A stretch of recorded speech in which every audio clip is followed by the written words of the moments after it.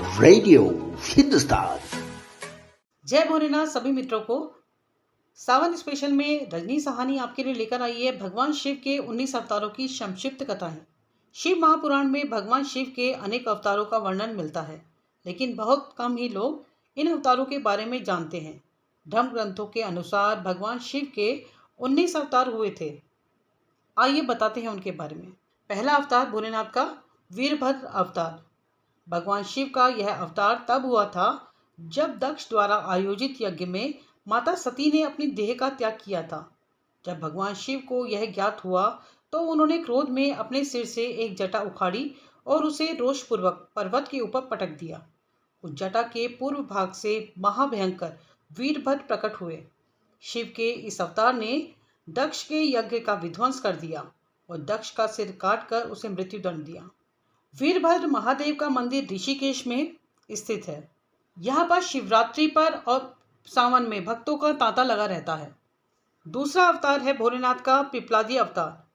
मानव जीवन में शिव के पिपलाद अवतार का बड़ा महत्व है।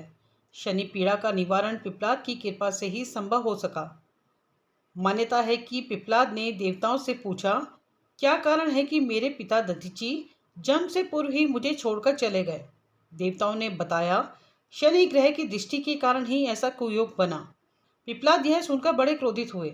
उन्होंने शनि को नक्षत्र मंडल से गिरने का श्राप दे दिया। श्राप के प्रभाव से शनि उसी समय आकाश से गिरने लगे। देवताओं की प्रार्थना पर पिपलाद ने शनि को इस बात पर क्षमा किया कि शनि जन्म से लेकर 16 साल की आयु तक किसी को कष्ट नहीं देंगे। तभी से पिपलाद का स्मरण करने मात्र से शनि की पीड़ा दूर हो जाती है। शिव महापुराण के अनुसार स्वयं ब्रह्मा ने ही शिव के इस अवतार का नामकरण किया था। तीसरा अवतार है नंदी अवतार। भगवान शंकर सभी जीवों का प्रतिनिधित्व करते हैं। भगवान शंकर का नंदीश्वरम अवतार भी इसी बात का अनुसरण करते हुए सभी जीवों से प्रेम करने का संदेश देता है। नंदी बैल कर्म का प्रतीक है, जिसका अर्थ है कर्म ही जीवन का मूल मंत्र है। इस अवतार की कथा इस प्रकार है। शिलाद मुनि ब्रह्मचारी थे। वंश समाप्त होता देख उनके पितरों ने शिला से संतान उत्पन्न करने को कहा। शिलाद ने अयोनिज और मृत्युहीन संतान की कामना से भगवान शिव की तपस्या की। तब भगवान शंकर ने स्वयं शिलाद के यहाँ पुत्र रूप में जन्म लेने का वरदान दिया। कुछ समय बाद भूमि जोतते समय शिलाद को भूमि से उत्पन्न एक बालक मिला। शिलाद ने उसका नाम नंदी रखा। भगवान शंकर ने नंदी को अपना गणाध्यक्ष बनाया। इस तरह नंदी नंदीश्वर हो गए।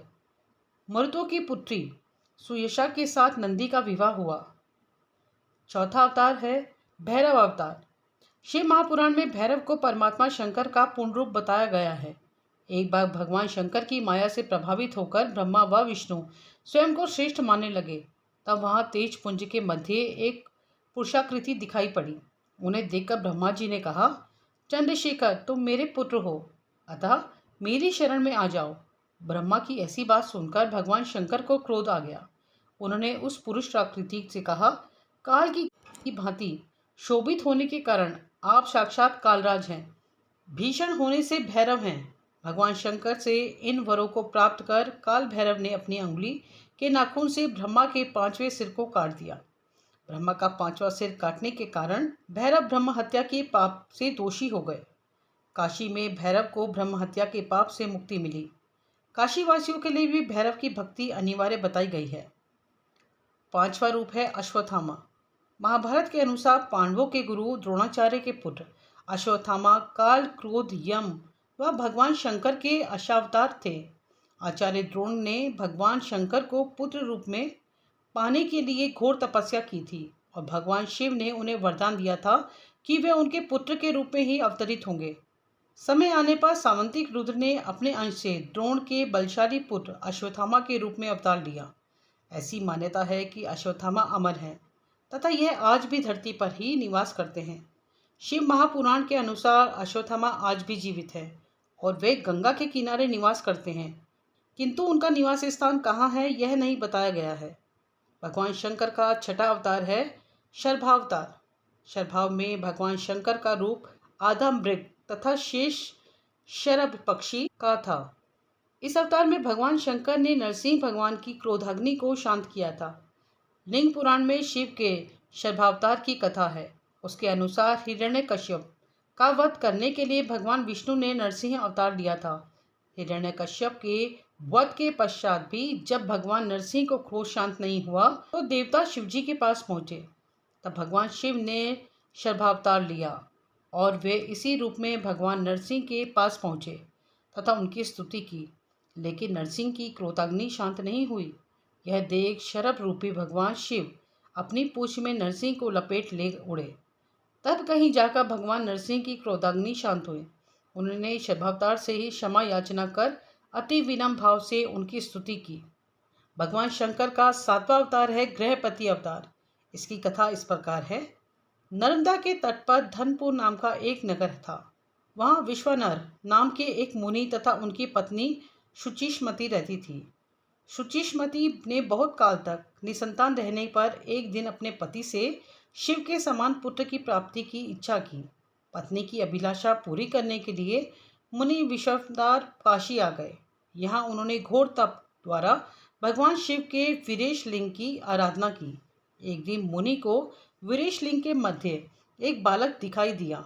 मुनि ने बालक रूपधारी शिव की पूजा की। उनकी पूजा से प्रसन्न होकर शंकर ने शुचिस्मृति के गर्भ से अवतार लेने का वरदान दिया। कालांतर में शुचिस्मृति गर्भवती हुई और भगवान शंकर शुचिस्मृति के गर्भ से पुत्र रूप में प्रकट हुए। कहते हैं पितामह ब्रह्मा ने ही उस बालक का नाम गृहपति रखा था। ऋषि दुर्वासा। भगवान शंकर के विभिन्न अवतारों में ऋषि दुर्वासा का अवतार भी प्रमुख है। धर्म ग्रंथों के अनुसार सती अनुसुईया के पति महर्षि अत्रि ने ब्रह्मा के निर्देशानुसार पत्नी सहित ऋषिकुल पर्वत पर पुत्र कामना से घोर तप किया था। उनके तप से प्रसन्न होकर ब्रह्मा, विष्णु और महेश तीनों उनके आश्रम पर आए। उन्होंने कहा, हमारे अंश से तुम्हारे 3 पुत्र होंगे जो त्रिलोकी में विख्यात तथा माता पिता का यश बढ़ाने वाले होंगे। समय आने पर ब्रह्मा जी के अंश से चंद्रमा उत्पन्न हुए। विष्णु के अंश से श्रेष्ठ संन्यास पद्धति को प्रचलित करने वाले दत्तात्रेय उत्पन्न हुए और रुद्र के अंश से मुनिवर दुर्वासा ने जन्म लिया। 9वां अवतार है हनुमान जी। भगवान शिव का हनुमान अवतार सभी अवतारों में श्रेष्ठ माना गया है। इस अवतार में भगवान शंकर ने एक वानर का रूप धरा था। शिव महापुराण के अनुसार देवताओं और दानवों को अमृत बांटते हुए विष्णु जी के मोहिनी रूप को देखकर लीलावंश शिवजी ने कामातुर होकर अपना वीर्यपात कर दिया। सप्त ऋषियों ने उस वीर्य को कुछ पत्तों में संग्रहित कर लिया। समय आने पर सप्त ऋषियों ने भगवान शिव के वीर्य को वानर राज केसरी की पत्नी अंजनी के कान के माध्यम से गर्भ में स्थापित कर दिया, जिससे अत्यंत तेजस्वी एवं प्रबल पराक्रमी हनुमान जी उत्पन्न हुए। 10वां अवतार है वृषभ अवतार। भगवान शंकर ने विशेष परिस्थितियों में वृषभ अवतार लिया। इस अवतार में भगवान शंकर ने विष्णु पुत्र का संहार किया। धर्म ग्रंथों के अनुसार भगवान विष्णु दैत्यों को मारने पाताल लोक गए तो उन्हें वहां बहुत सी चंद्रमुखी स्त्रियां दिखाई पड़ी। विष्णु ने उनके साथ रमण करके बहुत से पुत्र उत्पन्न किए। विष्णु के इन पुत्रों ने पाताल से पृथ्वी तक बड़ा उपद्रव किया। उनसे घबराकर ब्रह्मा जी ऋषि मुनियों को लेकर शिव जी के पास गए और रक्षा के लिए प्रार्थना करने लगे। तब भगवान शंकर ने वृषभ रूप धारण करके विष्णु पुत्रों का संहार किया। 11वां अवतार है यतिनाथ अवतार। भगवान शंकर ने यतिनाथ अवतार लेकर अतिथि के महत्व का प्रतिपादन किया था। उन्होंने इस अवतार में अतिथि बनकर भील दंपत्ति की परीक्षा ली थी, जिसके कारण भील दंपत्ति को अपने प्राण गंवाने पड़े। धर्म ग्रंथों के अनुसार अर्बुदाचल पर्वत के समीप शिव भक्त आहुका भील दंपत्ति रहते थे। एक बार भगवान शंकर यतिनाथ के वेश में उनके घर आए। उन्होंने भील दंपत्ति के घर रात व्यतीत करने की इच्छा प्रकट की। आहुका ने अपने पति को गृहस्थ की मर्यादा का स्मरण कराते हुए स्वयं धनुष बाण लेकर बाहर रात बिताने और यति को घर में विश्राम करने देने का प्रस्ताव रखा। इस तरह आहुक धनुष बाण लेकर बाहर चला गया। प्रातःकाल आहुका और यति ने देखा कि वन्य प्राणियों ने आहुक को मार डाला है।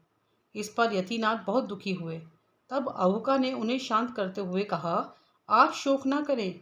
अतिथि सेवा में प्राण विसर्जन धर्म है और उनका पालन कर हम धन्य हुए। जब आहुका अपने पति की चिताग्नि में जलने लगी तो शिवजी ने उसे दर्शन देकर अगले जन्म में पुनः अपने पति से मिलने का वरदान दिया। भगवान शिव का 12वां अवतार है कृष्ण दर्शन अवतार। भगवान शिव ने इस अवतार में यज्ञ आदि धार्मिक कार्यों के महत्व को बताया है। इस प्रकार यह अवतार पूर्णतः धर्म का प्रतीक है। धर्म ग्रंथों के अनुसार इक्ष्वाकु वंशीय शारद देव की 9वीं पीढ़ी में राजा नभग का जन्म हुआ। विद्याधन को गुरुकुल गए नभग जब बहुत दिनों तक ना लौटे तो उनके भाइयों ने राज्य का विभाजन आपस में कर लिया। नभग को जब यह बात ज्ञात हुई तो वह अपने पिता के पास गए। पिता ने नभग से कहा कि यज्ञ परायण ब्राह्मणों के मोह को दूर करते हुए उनके यज्ञ को संपन्न करके उनके धन को प्राप्त करें। तब नभग ने यज्ञ भूमि में पहुंचकर वैश्य देव सूक्त से स्पष्ट उच्चारण द्वारा यज्ञ संपन्न करवाया। अंगारिक ब्राह्मण यज्ञ अवशिष्ट धन नभग को देकर स्वर्ग को चले गए।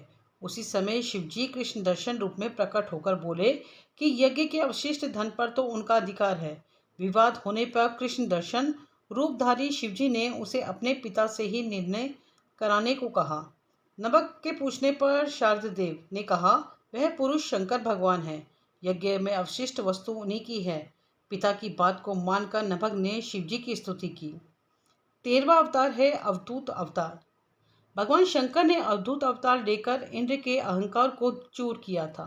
धर्म ग्रंथों के अनुसार एक समय बृहस्पति और अन्य देवताओं को साथ लेकर इंद्र शंकर जी के दर्शन के लिए कैलाश पर्वत पर गए।